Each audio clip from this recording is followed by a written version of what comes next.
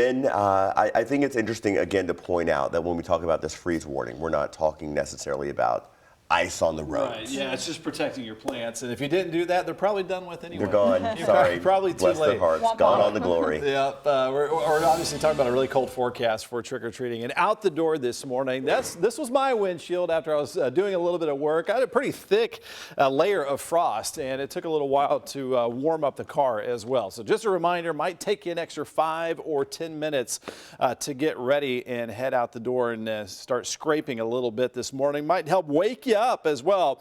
Some cold winds will be out there for our trick-or-treat forecast. Those winds are going to pick up late afternoon and evening time as the next cold front's going to move through. It's going to be a dry front for the most part. At the very best, we might get a couple of flurries or sprinkles for areas just off to our north, but it looks like most areas will be dry.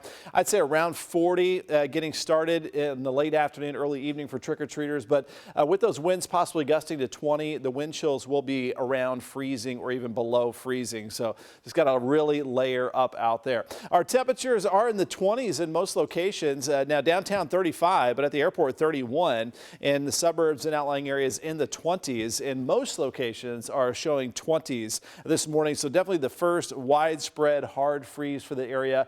End of the 2023 growing season. And 26 in Scottsburg, 29 in Elizabethtown. This will get rid of a lot of the bugs and the bees out there as well. There's a swirl of snow moving through Wisconsin. That's the system that's going to sweep through the front late this afternoon, evening time, and again, kind of kick up the winds. And that's about the only change other than reinforcing the chilly air over us. So below freezing, getting started out the door, lower 40s at lunchtime, mid 40s this afternoon. That little layer of clouds right there, thin layer, that's the actual front that'll sweep on through. Notice just a little blip indicating a couple of flurries flying mostly off to our north this evening. But right around sunset, we are back into the 30s and again a bit breezy. Winds will calm down overnight. Our low temperatures are back to and below freezing. First thing tomorrow morning, widespread frost again for our Wednesday.